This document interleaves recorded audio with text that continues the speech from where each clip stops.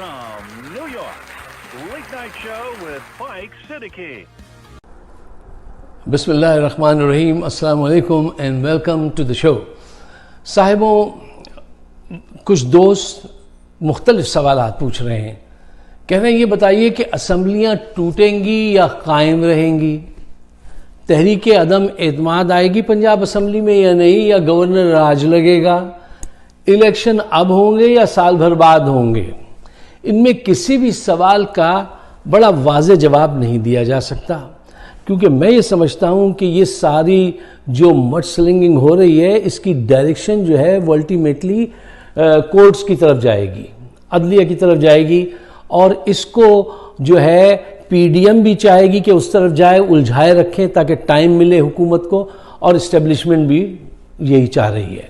देखिए, पाकिस्तान में उस वक्त तक कुछ चेंज नहीं होगा जब तक जीएचक्यू ना चाहे, जब तक इस्टेब्लिशमेंट ना चाहे। अच्छा, इससे पहले कि हम गहराई में उतर के इसका जायज़ा लें, एक पॉइंट है, मैं चाहता हूँ उसको आप जहन में सजा लीजिए तो सारी चीज़ें खुद ब खुद उतरती चली जाएंगी, समझ में आ जाएंगी। मेरा ये ख्याल है, मेरा ये बिलीव है कि जब चेंज उस वक्त आती है जब एक्शन लिया जाता है। चेंज उस वक्त आ सकती है जब एक्शन होता है। No action no change, no action no change, मेरा ये बिलीव है। अच्छा देखिए, जीएचक्यू की तरफ से, इस्टेब्लिशमेंट की तरफ से जो तस्वीर बन रही है वो ये बन रही है कि वो पुरानी पॉलिसी को ही बरकरार रखना चाहते हैं, बाजवा डॉक्ट्रिन को, और वो उसी के साथ जाएंगे। अगर वो ऐसा नहीं करेंगे और बाजवा के कारनामे अगर वो सामने ले आए तो वो समझते हैं कि उससे फौज की बदनामी होगी। वो ये कहते हैं इससे फौज की बदनामी होगी, लिहाजा उन्हीं की पॉलिसी पे चले चलो और इतना इनको तंग करो इमरान खान को कि ये हुकूमत गिर ना पाए, ये मजबूर हो जाएं, इनकी मकबूलियत ख़त्म हो जाए, और फिर जब दोबारा इलेक्शन हो तो अगर ये आ भी जाएं तो इतनी कम मार्जिन से आएँ कि फिर हम इनको जैसे जी चाहे मैनिपुलेट करें, जैसे जी चाहे हिलाए जुलाएं। ये उनका दिमाग जो मैं पढ़ रहा हूँ, जो मेरी समझ में आ रहा है। देखिए, एक वजह ये भी है जो वो ये कहते हैं ना कि इससे फ़ौज बदनाम होगी। इससे फ़ौज बदनाम नहीं होगी अगर बाजवा के कारनामे, जो पैसों के भी बड़े बड़े कारनामे सामने आ गए, दूसरे कारनामे उनके, अगर ये सामने आ गए, फौज बदनाम नहीं होगी। फौज का लोगों का एतमाद बहाल होगा फौज पर कि अगर कोई फौज में भी गलती करता है तो उसके लिए भी एक्शन लिया जा रहा है। अवाम के अंदर ये बात फैलेगी, अवाम इसको इस निगाह से देखेगी। आप इसको अपनी निगाह से देख रहे हैं, चोर की दाढ़ी में तिनका, कि हम फौज बदनाम ना हो जाए। नहीं, एतमाद बढ़ेगा अपनी फौज पे, और फौज के अंदर जो काली भेड़े हैं, जो मनफी सोच रखने वाले लोग हैं, उनको वार्निंग मिलेगी कि अगर तुमने कोई गलती की तो तुम्हारा भी अंजाम ये होगा। तो इससे दो फायदे हैं, अगर मुस्बत अंदाज से सोचे और अगर मनफी अंदाज से सोचे, फिक्र अपनाया कि इससे फौज की सर बदनामी हो जाएगी और लोग ये समझने लगेंगे। देखिए, लोग तो समझ गए जो समझना था। आप छुपाने से आज के दौर में कोई चीज नहीं छुपती है। लोग इतने ज़हीन हो गए हैं कि वो आप गुफ्तगू ना करें तो समझ जाते हैं कि आप क्या हैं, आप कहां से आए, आप क्या कहने वाले हैं। इतनी ज़हीन लोग हैं, लोग तो समझ चुके हैं। अब आपका फर्ज है कि आप इसको क्लैरिफाई करें। देखिए, अपने आप को समझने से ज्यादा इस बात की भी अहमियत होती है मुखालिफ को समझें कि वो क्या सोच रहा है, क्या चाह रहा है। ये काम अब आपके थिंक टैंक का, जीएचक्यू के थिंक टैंक का है। हमारे साथ साहिबो ये हुआ है कि हम बचपन से मैं देखता आया हूँ कि जर्नैलों के ऐबों को छुपाना हम वतन से वफादारी समझते रहे, जो दरअसल वफादारी कम है, नादानी ज़्यादा थी। देखिए, अगर कोई आपके ऐबों को नज़रअंदाज करे या उसको आपका टैलेंट बताए तो समझ जाइएगा कि ये आपका दोस्त नहीं, दुश्मन है। ये दोस्ती नहीं, ये दुश्मनी है। ये समझना भी आप पे ही लाजिम है। अच्छा, ये हमारी मासूमियत है कि हम ऐसे सोचने लगते हैं नया आर्मी चीफ आ रहा है, اب حالات بدل جائیں گے. فوج سیاست میں اتنی گندی ہو چکی ہے کہ وہ خود دور ہونا چاہتی ہے، خود دور ہو جائے گی. اور آنے والے جو ہیں وہ تو حافظ قرآن بھی ہیں. حافظ قرآن ہونا بہت معراج کی بات ہے، بہت اچھی، بہت بڑا مقام ہے. لیکن وہ حافظ قرآن کتنا مجبور ہوگا، کتنا باہمت ہوگا، اور سوشل فیبرک میں کیا چینج لا سکے گا، کیا وہ انصاف کے ساتھ کھڑا بھی رہ سکے گا یا نہیں، اس کو کھڑا بھی رہنے دیں گے یا نہیں. یہ بہت سارے فیکٹر ہیں، اس پہ نہیں سوچتے. وہ حافظ قرآن ہے، وہ بدل دے گا. پہلے والا بھی تو حاجی تھا اس نے کچھ نہیں بدلا، اس نے جو کچھ کیا وہ آپ کے سامنے آ رہا ہے. ایسی چیزیں سامنے آئیں گی جو عمران خان نے روک رکھی ہیں، ان کو چاہیے روکے رکھے.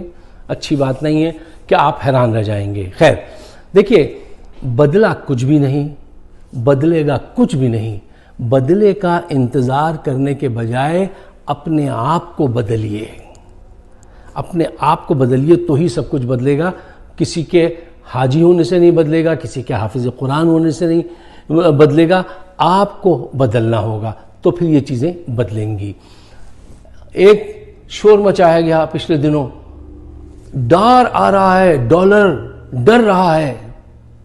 دیکھیے، یہ اس بے ایمان آدمی کو دوبارہ لے کے آ گئے جو یہاں سے کرپشن کر کے بھاگا تھا، وزیر اعظم کے جہاز پہ گیا تھا، وزیر اعظم کے جہاز پہ واپس آ گیا. اب صورتحال یہ ہے کہ ملک میں ایمرجنسی لگانے کی، معاشی ایمرجنسی لگانے کی بات کی جا رہی ہے. یہ ان کی عقل ہے. پوری دنیا کو بتائیں گے یہ کہ ہمارے حالت اتنے خراب ہو گئے ہیں، ہم معاشی ایمرجنسی لگا رہے ہیں. اور پیسے کس کے پاس موجود ہیں؟ زرداری کے، نواز شریف کے، شہباز شریف کے، فضل الرحمان کے. ان سے کسی سے پیسے نکلوانے کی کوشش نہیں کر رہے ہیں. جب عمران کہتا تھا تو اس کو یہ منع کر دیتے تھے باجوہ کہ آپ بس یہاں یہ رہنے دیجئے، یہ کام مت کیجئے. تمہارے پیسے جہاں جس نے لوٹے ہیں اس سے پیسے برآمد کرواؤ. ان کے پاس اتنی بڑی بڑی رقمیں ہیں کہ پاکستان ڈیفالٹ ہونے سے بچ سکتا ہے. لیکن ان کو تو صاحب اختیار بنایا گیا. ان سے کہا گیا کہ نیب کے سارے قوانین تم اپنی مرضی سے بدل لو. اب وہ بیٹھے رو رہے ہیں کہ ہائے ہائے پیسے نہیں ہیں. اور وہ کیا ہے، سعودی عرب میں جا کے اس نے کہا تھا میں مانگتا نہیں ہوں لیکن حالات خراب ہیں، دے دیجئے پیسے واپس کر دیں گے. خود اس کے پاس اربوں روپے رکھے پاکستان کے مارے ہوئے. یار ایسے ملک چلتے ہیں. جس ملک کے عمر رسیدہ لوگ، اعلیٰ عہدوں پہ فائز لوگ جھوٹ بولتے ہوں اور ان کو ذرا سی شرم نہ آتی ہو، ملک کا اتنا سا احساس نہ ہوتا ہو، وہ ملک کیسے چلے گا بتائیے. آئی ایس پی آر نے جب ان کرپٹ لوگوں کی حکومت آئی تو دوسرے دن ہی بیان دے دیا تھا کہ ڈالر نیچے آنے لگا، اکانومی بہتر ہو جائے گی، ایک بہتر ہونے لگی. کچھ بھی نہیں ہوا اور انہوں نے یہ بیان دے دیا. اور دیکھیے اکانومی کہاں پہنچی ہے کہ ڈر آ رہا ہے اور ڈالر کانپ رہا ہے.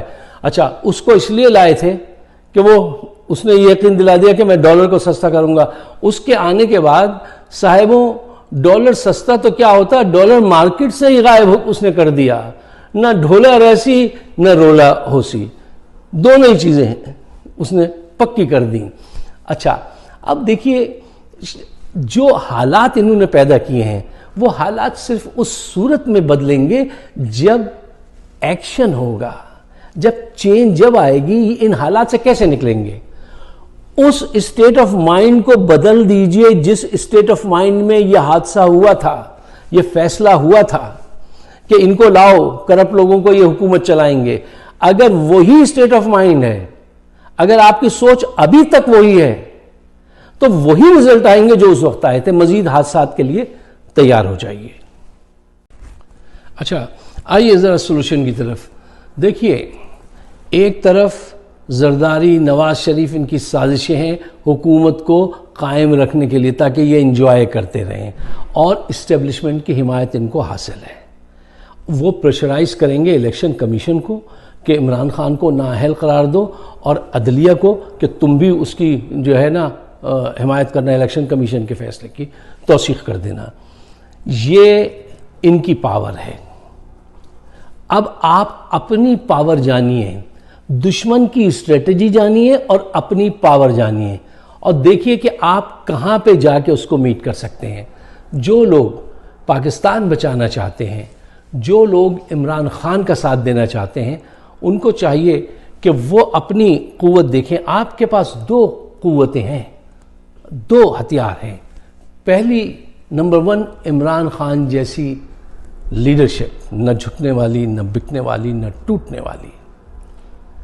نمبر 1. نمبر 2، آپ کے پاس بڑی تعداد میں ووٹرز ہیں. پبلک کی حمایت آپ کو 70 to 80% لوگوں کی حمایت آپ کو حاصل ہے. اچھا، اب یہ 2 چیزوں کا استعمال اگر آپ نے صحیح کر لیا تو آپ ان کو سب کو شکست دے سکتے ہیں، کیونکہ یہ 2 نایاب چیزیں ہیں. یہ خریدی نہیں جا سکتی، یہ سازش کے ذریعے حاصل نہیں کی جا سکتی.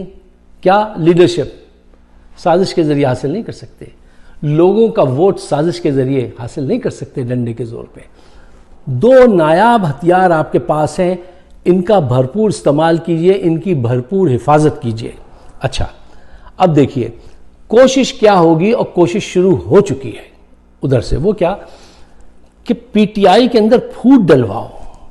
ایک خبر پھیلائی گئی کہ عمران خان کو نااہل ہو گئے تو 3 لوگوں کی نظر لگی ہوئی ہے. مطلب وہ اشارہ کر رہے تھے محمود قریشی کی، پرویز خٹک، اسد عمر کی طرح. ان کی نظر نہیں لگی ہوئی ہے، اس انداز سے نہیں لگی ہوئی ہے کہ وہ شکرے کی طرح بیٹھے ہوں. ہاں، خدا نہ خواستہ اگر ایسا ہو جائے تو کسی ایک کو تو آگے بڑھنا ہوگا، لیکن انہوں نے لوگوں کے دماغ میں منفی خبر بنوا کے لڑوانے کے لیے یہ خبر ایسے آگے بڑھوائی ہے جان بوجھ کر. پھر اس کے ساتھ ایک اور ابھی چٹکلا چھوڑا گیا. وہ کیا کہ عمران خان اپنے بڑے بیٹے سلمان کو بلائیں گے کہ اگر وہ جیل میں چلے گئے. اب لوگوں کے شعور سے کھیل رہے ہیں، ان کے ذہنوں میں یہ بات ڈال رہے ہیں جیسے نااہل ہونا، وہ نااہل ہی ہیں، وہ جیل میں جانا ان کا بنتا ہے، وہ تو جائیں گے ہی. تو بیٹا آ کے بابا کی گدی سنبھالے. عمران خان اس مورثی سیاست کے خلاف ہے، پہلے دن سے خلاف ہے. اور نہ وہ یہ بات پسند کریں گے، نہ ان کو چاہنے والے یہ بات پسند کریں گے کہ وہ بیٹے کو بلا کے یہ اس کو کھڑا کرنا چاہتے ہیں، عمران خان کو، نواز شریف زرداری کی صف میں، کہ ان کے یہاں بھی باپ گیا تو بیٹا آ گیا. نہیں، پہلی بات تو یہی غلط ہے. باپ کیوں جائے گا؟ اس کو نااہل کیسے قرار دے دیں گے؟ یار، آپ نے جیو کو خرید کے، میڈیا کو خرید کر ایک گھڑی کا تماشا بنایا ہوا ہے، اور روز محشر اللہ رب العالمین پوچھے گا کہ تم نے ایک ایماندار آدمی پر یہ بہتان اور یہ مذہبی کارڈ کھیلنے لگے کہ اس میں خانہ کعبہ کی تصویر بنی ہوئی تھی، اس نے وہ گھڑی بیچ دی. کیا سارے مسائل حل ہو جائیں گے؟ اگر وہ گھڑی نہ بکتی تو ساری معیشت ٹھیک ہو جاتی. اس نے 5 ہاسپٹل، 2 یونیورسٹیز بنا دی، زندگی بتا دی آپ کے عشق میں پاکستان کے. وہ گھڑی چوری کرے گا؟ گھڑی تحفے میں ملی، دن کی روشنی میں تحفے میں ملی، اس کو ملی. وہ اس نے جمع کرائی، پھر 50% رقم دے کے لی، اور پھر اس کو بیچ کے روڈ بنوا لی. تو کیا برا کیا؟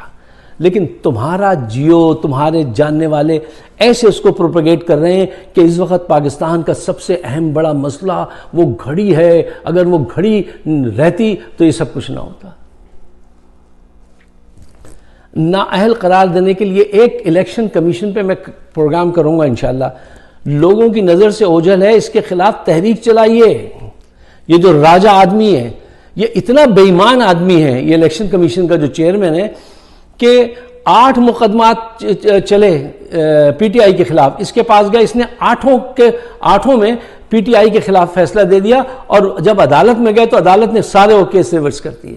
یہ اتنا بے ایمان آدمی ہے، یہ آگے جا کے بہت بڑا نقصان پہنچانے والا ہے. اس پہ پروگرام ہمارا کرنا بنتا ہے انشاءاللہ. دیکھیے جلدی کوشش کروں گا کہ ہم اس کو بھی اپنی نگاہ میں رکھیں اور اس کو کارنر کریں. آپ اگر میرے خیالات سے اتفاق کرتے ہیں تو پاکستان کی بہتری کے لیے اس کو شیئر کیجیے گا، اور مجھے اپنے خیالات سے ضرور نوازیے گا. آپ سب کا بہت بہت شکریہ.